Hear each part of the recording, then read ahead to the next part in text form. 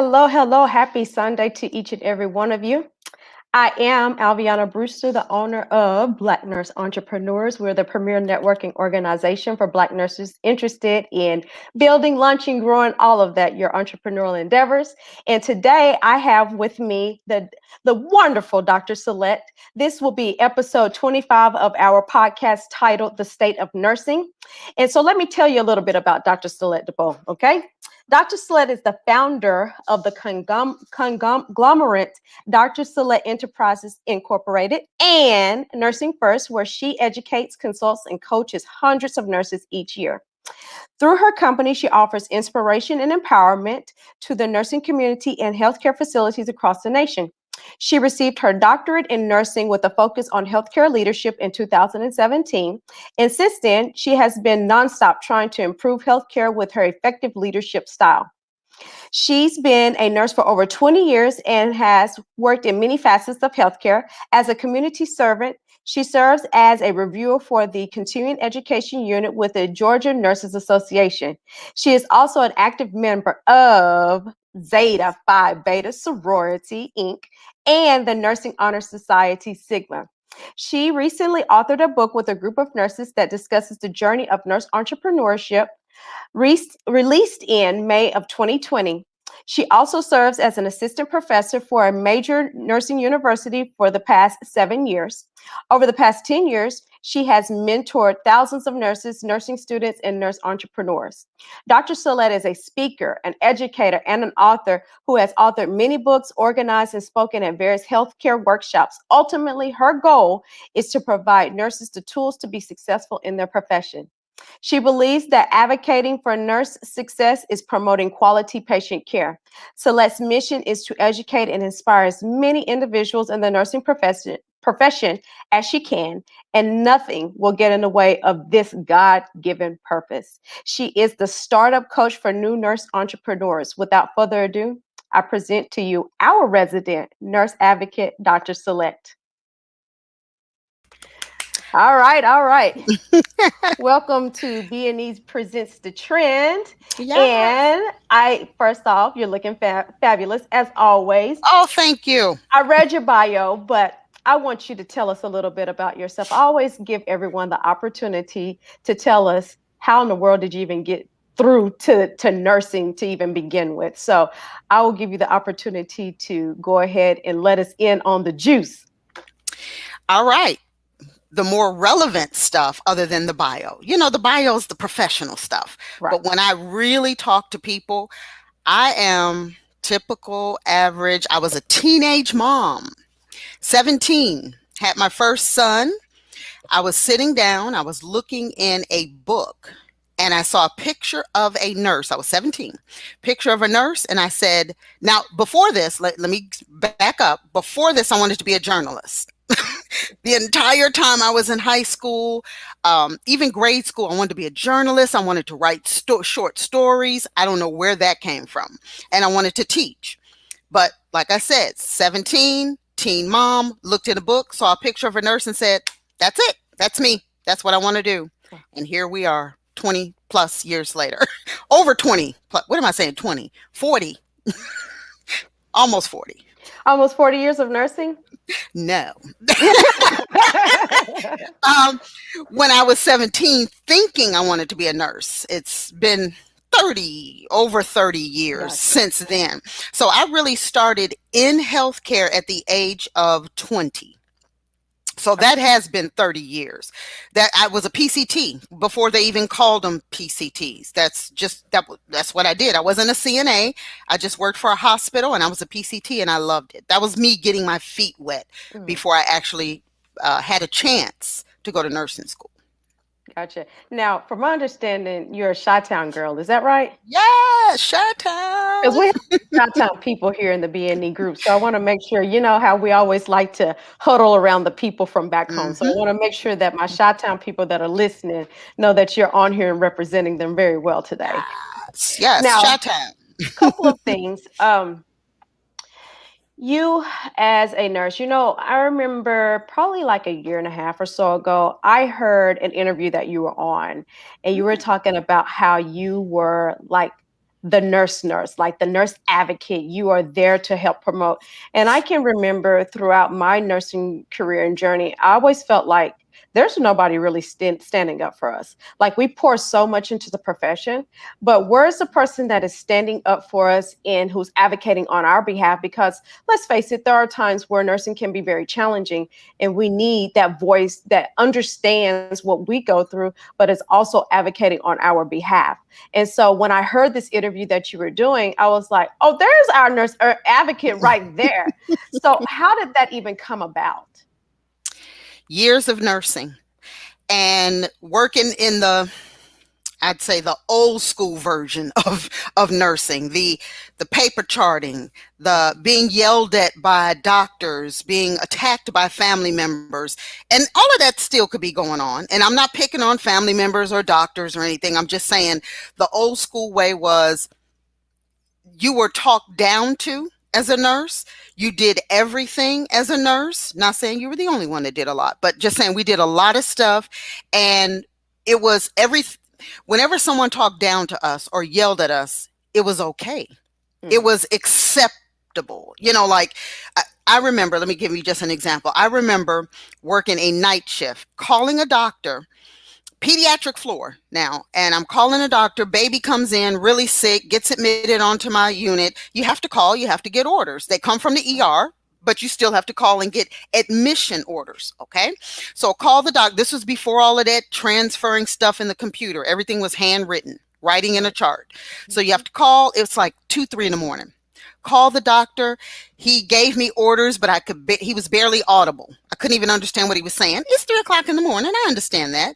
So before we get off the phone, you're supposed to read back what he has said to you so you can make sure it's correct. He wouldn't let me do it. He hung up in my face. I called him back. He hung up again. So the nurse and I, who was a more senior nurse, she said, look, these babies come in all the time sick like this. Let's write these orders. I know what we're supposed to do. And the next day when he came in, I asked him, why did he do that? He was like, oh, I don't know what you're talking about. And everybody's like, oh, that's just Dr. So-and-so. He's just like that. So these things were acceptable back then. So after all these years of nursing, I said to myself, no. Who stands up for us? Who's on the other side, rah-rahing for nurses? Who pours into the nurses so that the nurses can pour into the patients? And that's me. Perfect. I love it. Oh, I wish I would have met you like about 14 years ago. Because my personal journey has been challenging, and I always had that feeling of like, nobody's standing up on our behalf. They teach us to be servants and stuff, but at the end of the day, there's no service for us, or very little service for us. And so we really need to have somebody. And I never even thought about being that person to be the advocate until later on in my nursing journey. But I thank God for laying that vision into you, because new nurses especially will really need that kind of nurturing and mentorship. I want to know, because I know that you have a business called Nursing First, and I want to know, what does that encompass exactly? What does that mean? What does it encompass? Just what we've been talking about. The business itself was built on the back of nurse advocacy. That's what it's built on. That's how I started it 10 plus years ago. Is I want to build a company that advocates for nurses. Matter of fact, our tagline was advocating for nurse success. That was the tagline, advocating for nurse success. Separate, we have purpose. Together, we have power. That was the whole purpose of the company when I first started 10 years ago. It still is. Yeah, there's been changes and things, but the purpose of the company has grown. So education has been added to it just in the past, 5 years. We have the Nursing First Academy, which just really launched last year, but I've been educating nurses before that. And the mentor program has been going on since the beginning. So we're just now getting ready to roll that out again. And it's just what you just said, mentoring for new nurses. These are the nurses that I teach. And these are the nurses that come back to me a year later, maybe not even that. What am I saying? 2 months later, like Mhm. professor. They still call me professor, even though they're not my students anymore. They just got a job and they're like, Professor, I want to quit. This is the worst thing I've ever done. I cannot believe nursing is terrible. And it's so sad to me because I teach them from nursing 103 all the way to their graduating class. In Mhm. between, I know these students. So I know how much time, energy, pain, money, all of that that they have put into this profession just to get out and go, I don't want Mhm. to do this anymore. So that's really the direction that Nursing First is going. I really want to just hold on to my babies, my baby nurses, my new Mhm. nurses. So we're getting ready to relaunch that mentoring program for them. All right. So how would you describe the current state of nursing? Well, you know how when there's a natural disaster somewhere in the world or the country, they call a state of emergency? That's what we need to do. We need to call a state of emergency. They can call me. Okay, I'll be FEMA for the nurses. I'll be the FEMA, okay, and I'll grab you, Alviana, because you're the FEMA as well. And we got some other nurses out there with companies that do the same thing I do, you do for new nurse entrepreneurs. We have these companies that kind of grab them and say, hold on, don't panic. I've got Mhm. something for you. But it's a state of emergency. It really is. Nurses that have been nurses for 5 years, 10 years, 20 years, everybody wants to quit. Everybody's stressed out, stretched out, overworked. There's a shortage. There's problems with turnover. Now, let me say this. There's always been this in nursing. Mhm. The job, you know this. The job is hard. The job is challenging. It's a career, it's a profession. I don't want to just say job, but it's challenging. It can be very difficult at times, mentally, physically on your body. That's been going on since the beginning of time. Right now, any one of you out there can do a search, nurse turnover. Google it. You'll see articles as far back as the 1950s. So Wow. it's none of that is new. None of that is new. What's new is the pandemic. What has the pandemic done for us? It has exposed all of the cracks and crevices and issues in healthcare that were already there now. Health disparities, all of that was already there, but it has exposed it on a wider scale. And it's like we go, okay, it's there. But then the nurses are like, okay, you hear it's there. Hello, can you help me? Right. And you're like, oh, well, it's a pandemic. Right. Sorry, you have to work short. Yeah, it is what it is kind of mentality. Yep. Yeah. So, as a nurse advocate, where do you see your role in this state of nursing? Funny you should say that. Well, I'm sure we were going to get to that, but We were. my role is to help facilities because remember, I'm the advocate for the nurses. I'm the nurse's nurse. That's me. So my role is to come in any facility, home care, clinics, nursing homes, hospitals, anybody that needs me that is having problems with turnover. I want to come in with my evidence, my five evidence-based strategies and help you retain your staff, your awesome nursing staff. Now, the things that I'm doing have been done before. They're evidence-based. So it's not like I've made up something out the seat of my pants, but I have a new twist on it. The twist that I have on it, out of the box thinking, and then by me being a nurse and a nurse's nurse, I'm putting the emphasis on the nurses, not the facility. I'm there to help the nurses. They need me. They need me, Alviana. They need me. They need you. Okay, they I'm need me. telling you, I told you I needed you like 14 years ago. I don't know why you didn't reach out to me I and don't help know. me because I was drowning. I I probably honestly, couldn't find myself. within the first 6 months of nursing, I had gained about 30 pounds unintentionally. Wow. No, I'm sorry. I'm sorry. Let me back up. When I was in nursing school, I had gained 30 pounds unintentionally, right? When I Mhm. started nursing, I lost 30 pounds the first 6 months intentionally. Mm. And I burn out, complete burnout. Wow. Yeah. I had a sign-on bonus that was rather lucrative, and you were supposed to work 2 years, and I was getting pretty close to breaking the contract. Mm. Now, by the grace of God, I worked the entire time and fulfilled the 2-year contract, but I was getting really close to breaking that contract. And I see that with a lot of nurses, especially like you said, right now during this pandemic, where it just essentially poured gasoline on the situation. That's what Mm-hmm. happened. Mm-hmm. That's what happened. And so, I know 3 nurses right mhm, now, just graduated this year. They were students of mine. Like I said, from the very beginning, I kept up with them all the way through, mentored them and everything. Brand new, just passed NCLEX this year, and they've already quit their jobs wow. and they're going elsewhere. Are they leaving nursing completely? One of them is. Wow. Mhm. One is about to do travel nursing. Go figure. How do you do travel without experience? Well, a pandemic comes and you do travel nursing without experience. They'll take you. And one is going somewhere else to another facility. Can't take it. Can't take it.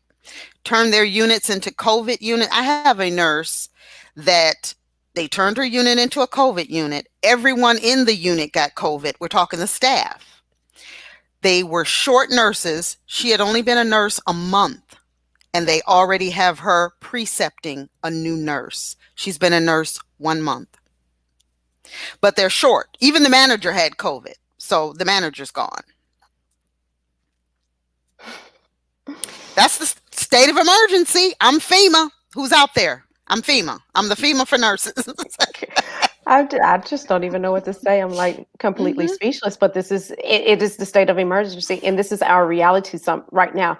And so Mhm. what we have to understand is part of the reason why I always talk about us being the trend is because Mhm. we need to set the tone on how we're treated and what policies and procedures and processes and things are put forth.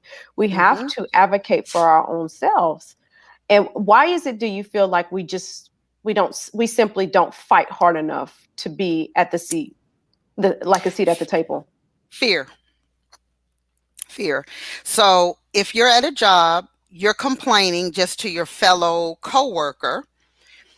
You have to trust the fellow coworker because you don't want to complain to someone that you fear is going to go tell management. Because if you tell the manager of the unit, then they may start treating you differently, giving you bad assignments. And that's sad that that's what we have to think about. Like, I don't want anybody to know how I feel because then they're going to start treating me bad. And can we be honest on this podcast? Is that what we're Absolutely. okay? That's what we Okay. do. Okay. Okay. um, if you're a nurse of color, Black nurse, Hispanic nurse, Asian, you're afraid that I already fought to get in this unit. So let me be quiet before they put me out. You fear that a lot in units like labor and delivery. I have a couple of friends that worked in labor and delivery that look like me, and it was very hard for them to get into that unit. Very hard. So fear keeps us from anything in life if you think about it. So your question, what keeps us from advocating for ourselves? Fear. It's just like, let me say this. What you do, Aviana, is awesome. Black nurse entrepreneurs, BNE, awesome. You see members in there just peaking, not really jumping in and going for the gusto. They're just in there because they just want to be around the nurse entrepreneurs, but they're afraid to jump into entrepreneurship. Yep. Why? Because I'm comfortable where I am, even though I'm not comfortable. I'm at a job, I get a paycheck every 2 weeks.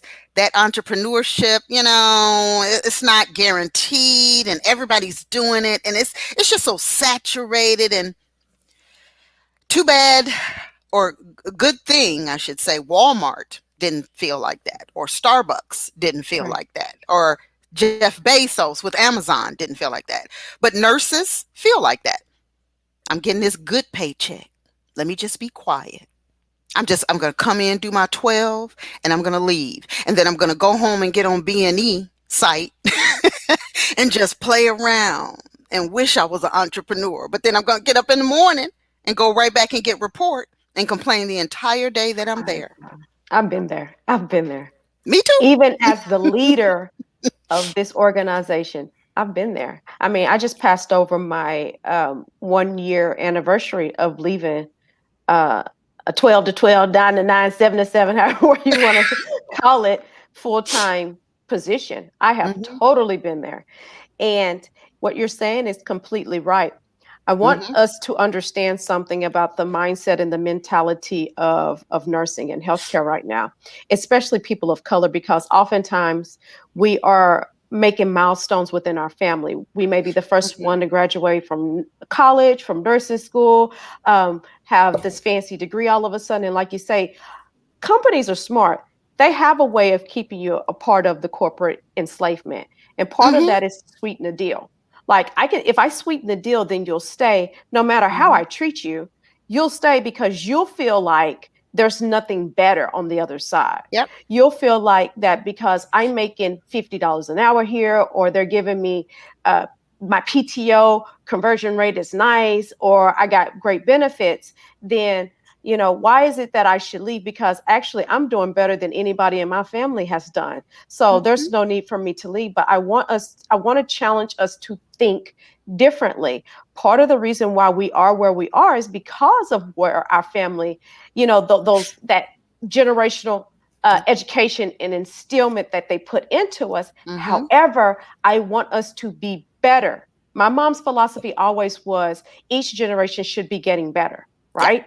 So if we're not getting better, if we only just go up just a little bit and not a lot of it, then we're not going to continue to grow in the profession. And part of that mindset and mentality is going back to the education that we learned about nursing. You follow the doctor's orders, you advocate for the patient, and you listen to what the patient is, not only the patient itself, but also the family or the community that surrounds the patient. And so you listen to that and you do what they say do. However, on the flip side of that, nurses themselves are going by the wayside until we had our nurse advocate pop up. FEMA. Exactly. So you know what? You showed your book, so I want to go ahead and look at the book here, because I know I saw it here recently. I was like, no, put it up on the screen again, because I want them to actually see it and read it. Nurse Retention, a strategic guide for nurse leaders by our famous Dr. Sylette. What is in the book? Goodies. It is my 5-strategy version. It's my FEMA to you, to you nurse leaders, to you nursing healthcare facilities. This is your FEMA. It gives you out of the box thinking, and it gives strategies for nurse leaders to keep their nurses safe, comfortable, happy, and it gets them back to their why. I know it's stressful. I know it's challenging. Been there. Haven't been there during the pandemic because I don't work in a facility, but I've been there. So what I did was put my been there in this book to say, when I was working, this is what I wish they would have done.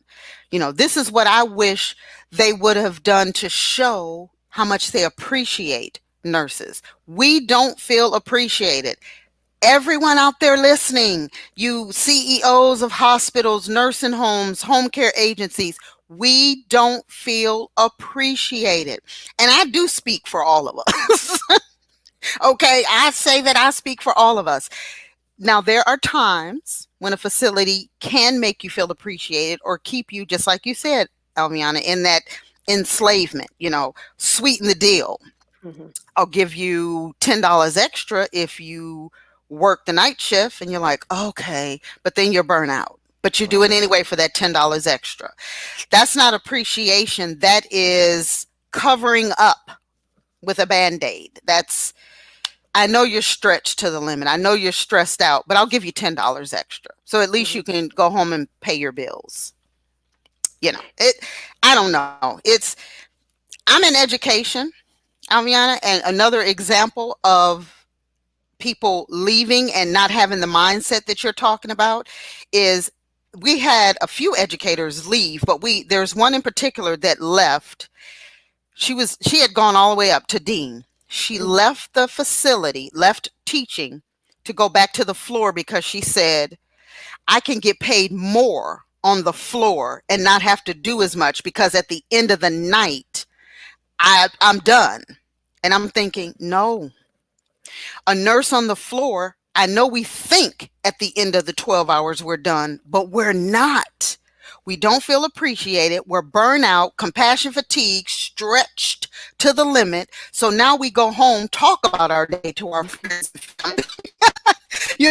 Maybe people drink or smoke or do things that are negative to their bodies because of what you just went through for 12 hours. So no, we don't leave it all in the hospital and go home at the end of 12 hours.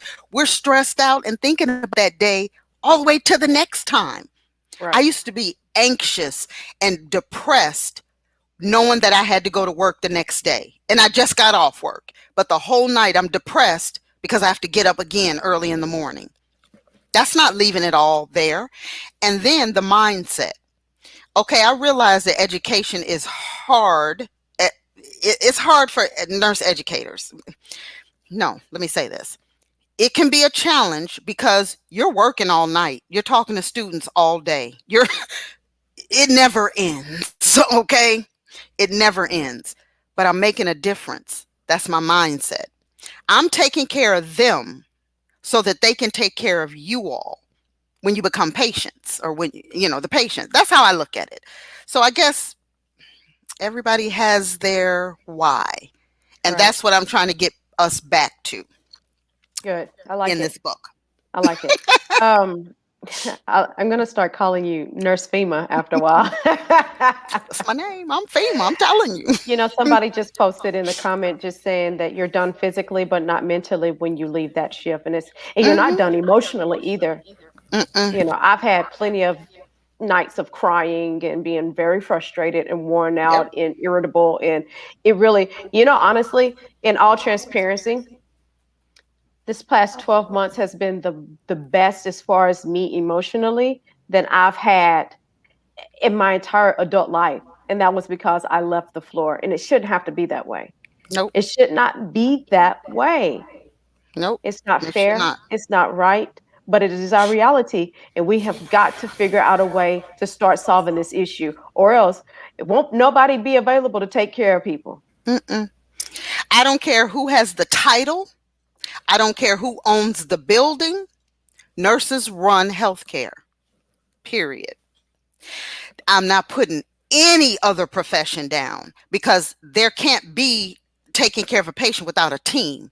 You have to have everybody. Right. You have to have well, I don't even say the CNAs and all that because to me, nursing, ING, that's all of us as a team.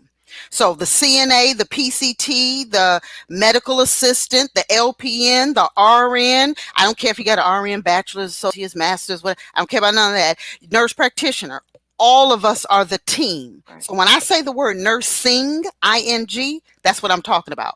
So nursing runs healthcare. And then there are respiratory therapists, physical therapists, there's physicians. Everybody plays a part in taking care of a patient. But until healthcare, until this world, till this country, let's go country, realizes that nursing runs healthcare, we are the most important part. I'm sorry, I'm FEMA.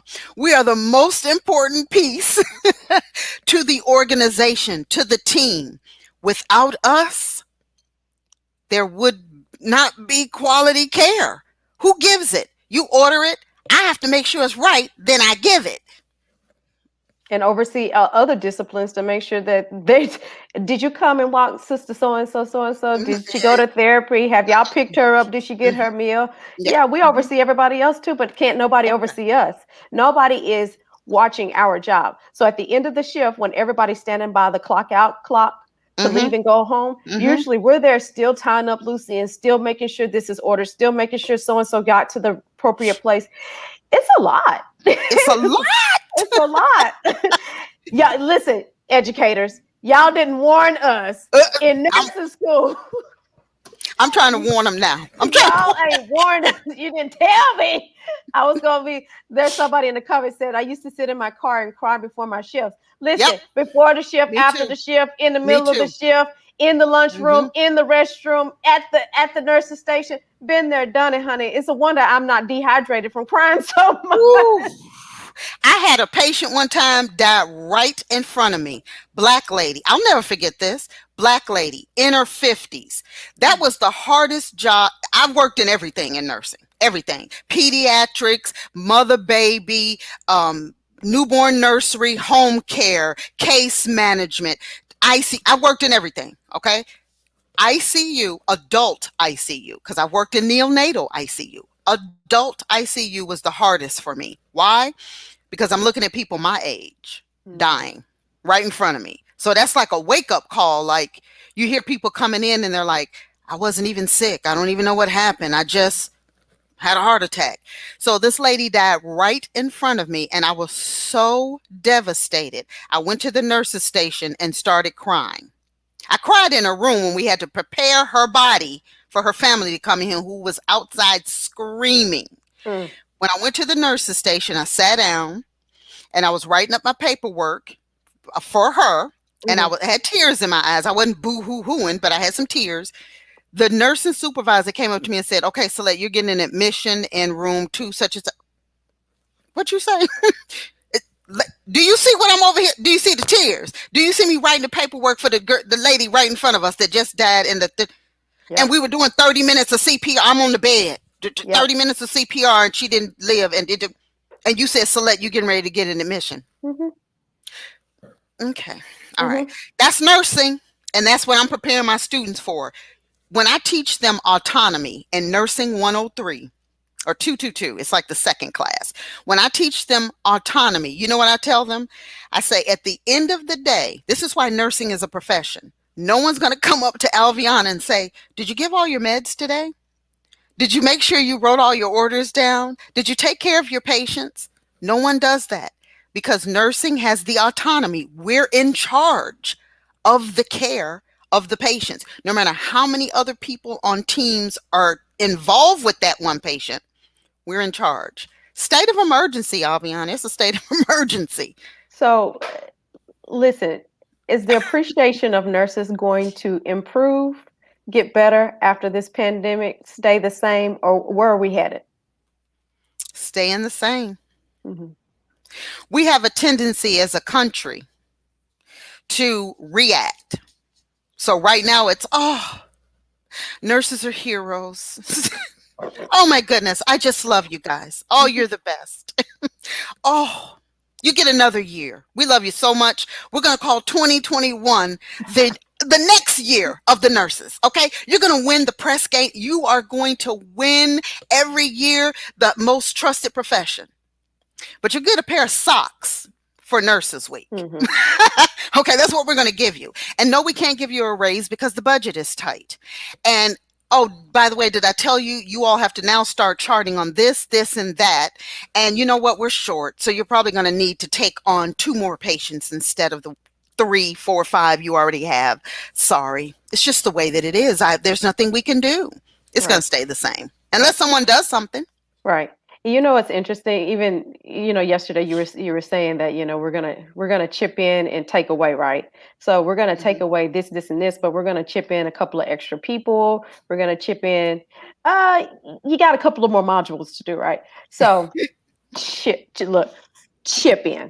So yesterday I did a CPR class, and I did the CPR class because one of my nurse friends who works up here in the DFW area, one of the hospitals that she works at, does not give CPR for nurses who are involved in like direct patient care. So you have to find an external CPR course.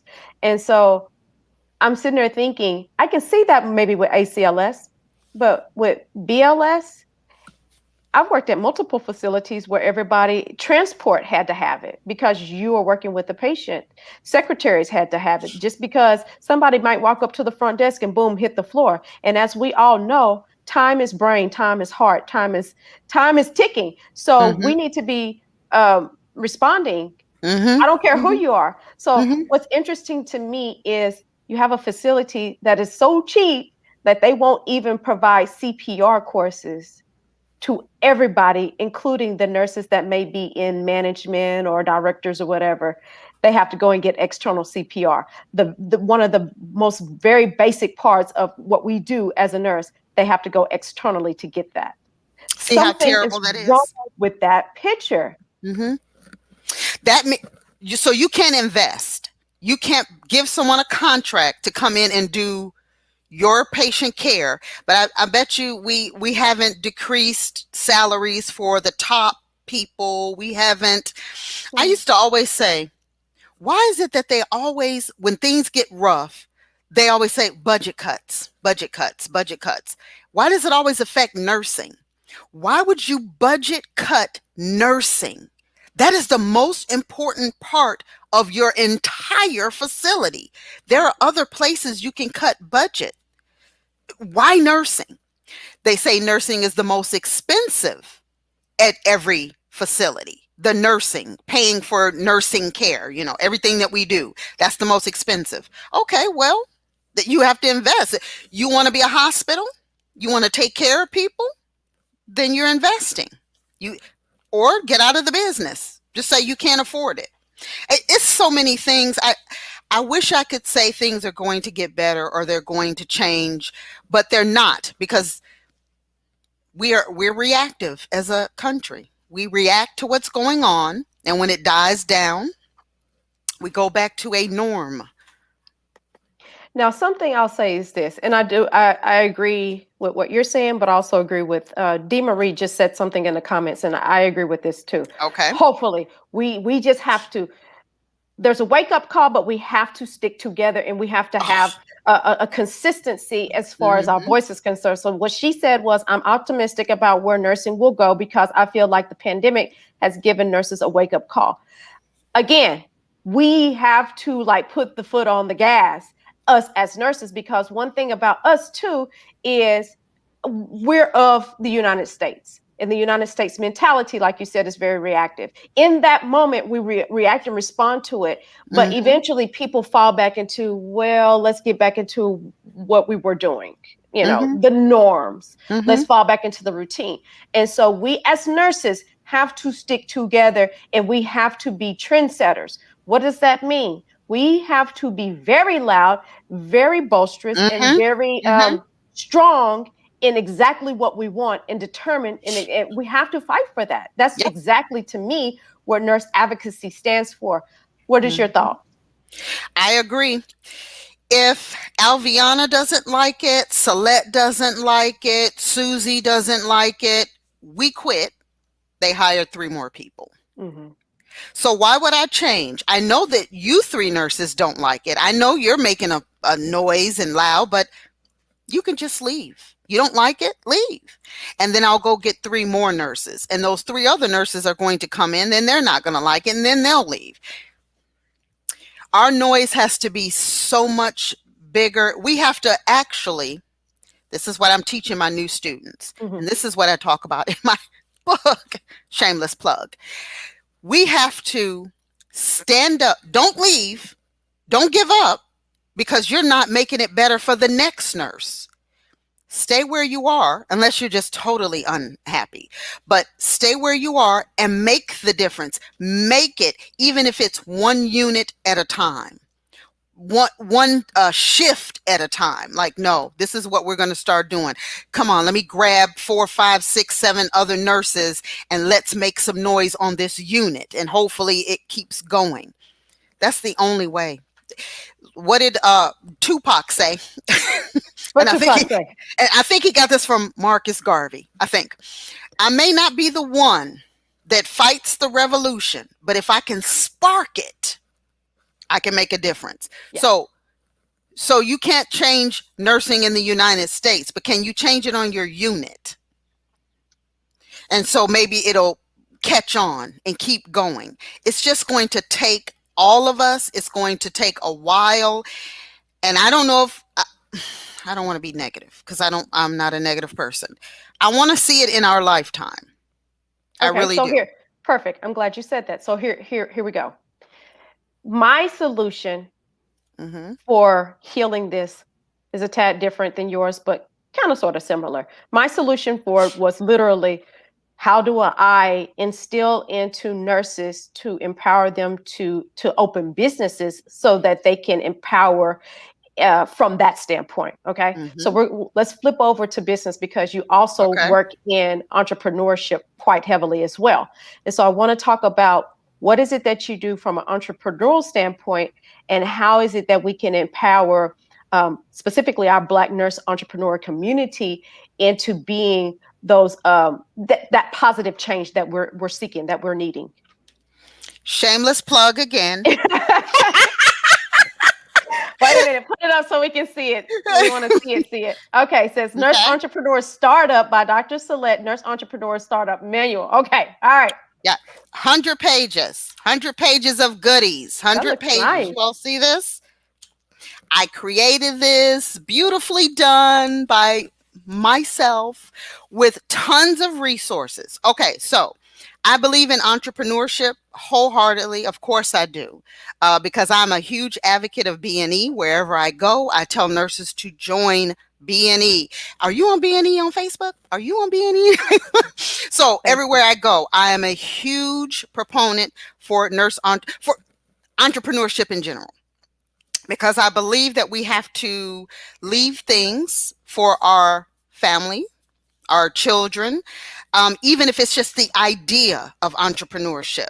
You know, maybe my grandson won't go into nursing or none of my grandkids will go into nursing, but I want to give them that spirit of entrepreneurship. If you're working somewhere, it's okay to still be an entrepreneur. That's what a lot of nurses get nervous, because they say, well, I don't want to leave the bedside. Well, who said you had to? Right. Start up a business that empowers, like you just said, empowers other nurses, like what I did at Nursing First, Advocacy. That's what we do. We empower nurses. So if we're all doing something to empower nurses, even if you're still working on the floor and you have a side business or whatever, I mean, that's going to make a difference as well. So I'm a huge believer that starting up a business for nurses puts our foot in the door for making these decisions that are being made that we're not in the room to make. I tell my students, first year students, I ask them this question. I say, do you know who makes up the guidelines and the rules for nurses? And some of them say, oh, the State Board of Nursing and all that. I say, okay, well, I'll tell you this. They house the rules for nurses. They put the Nurse Practice Act together. Each board of nursing puts it together for each state. I said, but do you know who makes the rules? All of them said nurses. I said, no, politicians. So the senator is the one that tells the nurse practitioner that she can give meds and has prescriptive rights or not. We need to get into politics. We need to get into entrepreneurship. We need to be at the table making the decisions. We're letting other people make the decisions, and then we're complaining about it. FEMA. That's right. Look, maybe some of that government contract money will come down to you, and you can disperse it out to us. Honey, child, I already have my my 501. Just trying to get it started. Very good, very good. We got some people here in the community that have nonprofits too, so we got you. We got you covered. Okay. Okay. What you're doing is powerful. We need it. There's so many people, like you say, you know, people are making rules and regulations and policies for us, but so many of us just fall into line like, well, this is the way it is. So, you know, nothing will never change. That's one thing I always hear, you know, nothing will ever change. And there's times that I've worked jobs and stuff, and I would be very loud and very like, this is ridiculous. We can't keep doing this or whatever. And people would agree with me in silence. But when it was time to actually stand up and advocate, I've even had people to turn against me. And I'm like, yesterday Mm-hmm. we had this conversation Mm-hmm. Mm-hmm. and you agreed with me then. So when it's time for us to actually make a decision and actually make a difference, you're quiet. Yep, that happens. So what it looks like is I'm the bad guy. I'm the person that's the complainer. I'm the person that is there to cause trouble, because part of it is we want you to do as we say, but please don't have an opinion about anything else, or else you're going to be labeled as a troublemaker. That culture in itself has to change. I talked to, at the time, Tim. His name is Tim. I forgot his last name. But at the time, he was the lobbyist for the physicians in the state of Georgia. That's another thing. Nurse lobbyist. It's a thing. You can actually become a nurse lobbyist. But anyway, so he was a lobbyist for the physicians. And he said, talking to him on the side, he came and did a conference and I was talking to him and he said, Sylette, you know why nurses never get anything done? Nurses never get anything passed in the state of Georgia. He said, because when there is something on the table, like a law that will benefit us, like let's say the nurse practitioners getting prescriptive rights in the state of Georgia. He said, when it comes time for the law to be put down, he said, you'll have 500, and I'm exaggerating a little, but he said, you'll have 500 physicians there and you'll have 50 nurses. Who has the louder voice? Yeah. He said, you all don't come together. You don't stick together. He said, that's why the physicians make the guidelines that the senators agree with, because they're the loudest voice. They have the most money. They come together. We don't. That's a problem. How do we change that? How do we? Let me say it like this: the president of the United Nurses. No, I'm just kidding. Okay. How do we get nurses on board with understanding the importance of it, and also taking those steps to go to your governing bodies to make those changes? We have to understand mentally that we're powerful enough to do it. It's just it's kind of the mentality of if we keep you kind of divided and bickering amongst yourselves, then we can weasel in there and create those policies ourselves. So we have to get to a point where we really, really are working together, standing up for one another, and then we present a strong force when it's time to come up against leadership or come against governing bodies and things like that. But we have to work on changing the mindset and the mentality within nursing. How do we go about doing that? FEMA expert. Okay, because I'm a FEMA expert. Okay, so first I'll say this. What's sad is I have a group that I've had since 2012 here on Facebook. It's called Nursing First. Go figure. So my Nursing First group it's a private group. It has about 7,000 members in it, and they're from all over the world. If I said, all right, you all, let's go march on Washington tomorrow, I'd probably have 5, 6, maybe 20 people show up. That's where we start. We start by taking a look at ourselves and saying, okay, I know I complain. I know there's issues, but what am I doing about it? Maybe I can't march on Washington. Okay, but should that be the end of it? Should it be, I don't have time for that. I got to work. My kids, I can't go there. Okay, that may all be true. And no one says you had to, but what else can you do? Is starting a business and advocating for nurses something you can do? Is joining an organization that does things like this and becoming an active member something you can do? How about running for office? I've met, since I work with GNA closely, I work with the office because I'm a part of one of the committees. I've met so many nurses that are in political positions here in the state of Georgia. I have met some nurse lobbyists and they were trying to get me on. So that's another thing. maybe I'll join. I have so many other things that I'm in, but that doesn't mean that's the end. I can do things with what I'm doing, Right. what I'm doing with Nursing First. I could do things like the podcast that you're doing right now and talking. There's so many things that we can do. Write articles, be on podcasts, write letters to senators. Whenever I get things in my email from ANA, GNA, it's a couple of other ones that I'm a part of, and they ask me, do you sign this letter? Do you want your name on this letter? We're sending it to, I say yes. And I go, I read it, and then I put my name on it. A lot of people don't even join the ANAs, the GNAs in their state because they say, what's the purpose? It's like $100 a year. That's too much. No, it's not. $100 a year is not a lot of money. And I'm not counting anybody's pockets. But they'll say, well, there's no benefit to it. Well, the benefit is the more money we have as nurses, as the nursing conglomerate, the more power we'll have. That's why doctors have the power, because they have more of them on board and they have the money. We don't have the power because we don't have the money. Now, I don't know if ANA is the answer because I don't know. I don't know what they're doing, but can we start something on our own? I don't know, but I just think individually, each person should be doing something. Can you start it on your unit?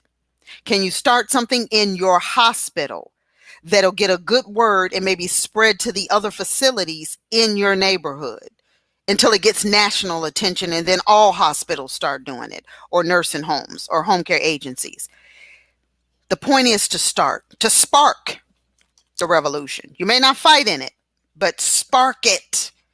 Do something, not nothing. Do something. You love nursing. I love nursing. Do you want to see it go by the wayside? Do you want to see them replace nurses? Now I'm talking nurses, registered nurses, licensed practical nurses. Do you want to see them replace us in hospitals with med techs that can just give out the meds? Because I've seen it here in Georgia. They did it in assisted living facilities. I was actually the one that wrote the program for the state of Georgia and tried to fight for so many things, but it didn't work. But, they have just people trained at a 20-hour class. If they're CNAs and they take a 20-hour class by anybody who wants to teach the class, then they can start giving out medications in assisted living facilities. Yeah. So we can complain, we can make a big stink about stuff, we can quit jobs, and they're just going to say, okay, there's a shortage and you all don't want to do the work. We're just going to train some people and have them do the work. We're going to go to the doctors, have them fight for us, and have the senators make a law that says that med techs can be in hospitals now. We don't need that many nurses, maybe 1 or 2 nurses on the floor to just oversee, I can see this happening in hospitals. I'm telling you. We have our work cut out for us. Femina. Yeah. So, real quick, take about 5 minutes. I want to know what makes you special. Why should we work with you? Leaders, executives, entrepreneurs, educators. What makes Sylette special? My passion for nursing. My passion for nursing. I love being a nurse. Always have it since I became one. I love nurses. I want to take care of them so that they can take care of our communities. I believe that I bring a level of change that is not of the norm, because I think we're a little sick of the norm. It hasn't worked, or it's just gotten us by. So what I do bring is that out of the box thinking to facilities to help them retain their nurses. Nurses need special care. We need attention, and we're not getting it in the way that we need it. Now, does it make us look like we're big babies and we're just always complaining? And look here, we have other people that work in the facilities. We can't pay close attention just to nurses. I get it. That's why you need me, so that I can do it. There you go. I like that. Actually, I actually like that and agree with it. Perfect. So, um, final thoughts for the new nurse, 6 months to a year in the middle of the worst pandemic in our lifetime, Mm-hmm. who has spent a lot of money and a lot of time to become this nurse, followed that passion, Mm-hmm. was excited during graduation, all to land head first, like, what in the world did I get into? What Mm-hmm. is your final thought for that nurse? You have joined the most beautiful profession. I'm biased, but the most beautiful profession in the world. And at the end of the day, our end goal as nurses is to say, when it's all said and done, we're retired, we're finished, our end goal is to say, did I make a difference? Mm-hmm. So hang in there, because you have a why. And I need you to get back to it. I need you to figure out that very first day when you were so green, right? Or yellow, whatever color it is, so happy, right? And you decided to become a nurse. That feeling that you had, get back to that. Remember that every day. I know it's a challenge right now. We're restarting our mentor program. A couple of weeks, we're going to be sending out information. If it's not mine, get into someone else's. Grab a person that's a senior nurse and have them help you, mentor you through it. Don't quit. You're in a beautiful profession. You spent time, money, and lost time. But you did it for a purpose. Get back to your why. And remember, the end goal is for every nurse to say, did I make a difference? So don't give up before you make that difference. Very good. Thank you. So I thank you for being a part of our podcast and just our community, period. I love how you've always supported me and supported the community. And, I hear you. I follow you around on social media. So I've seen interviews and things that you've done. And I remember one time over the past year, you were, I don't know if you guys know that Dr. Sylette, she used to do some Sunday talks. Yes. Oh. And one Sunday, I caught her, and I was around the house just kind of cooking and cleaning. And I had my phone playing, and I was listening in, and I just so happened looked at my phone, and I was like, she has on my shirt. And so we are the trend shirt. And I was like, oh my gosh, she has on the shirt. And that day she was interviewing her sister, or they were talking back and forth. And her sister was like, wait, what shirt is that? What organization is that? How do I get that shirt? And so it just stuck with me. But I really feel the love and your support of me and the community as well. So I thank you. I thank you for being the advocate for nurses. Yay. That's huge. That is so huge because My so many of us pleasure. we don't have it Yeah. and we needed it. Yes. My pleasure. Fantastic. All right. So I'm gonna wrap up. That is it for us today. I thank everybody for joining us. I hope this has been informational for new nurses, but us old heads, I want us to hang in there too and understand our power. So all of our information, Sylette's information is in the bio. My information is in the bio as well. Make sure that you follow us and make sure you tap into her. She's got some awesome books and resources that have popped up. The links are all in the bio, as I said earlier, so you'll be able to get a hold of her books or contact her personally. Mentorship, education, entrepreneurship, all of those things. She has that available to nurses because she is our nurse advocate. So, like I said, that's it for us today. I want you guys to make sure that you follow us for the after party, as I like to call it. In about 15 minutes, we will have just another candid conversation with Dr. Sylette over on Clubhouse. So make sure that you follow us there.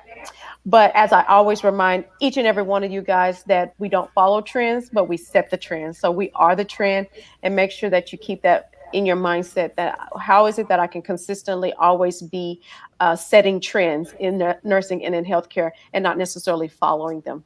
So everyone have a happy Sunday. Take care. We will see you soon. Okay. Thank you. Goodbye. Thank you.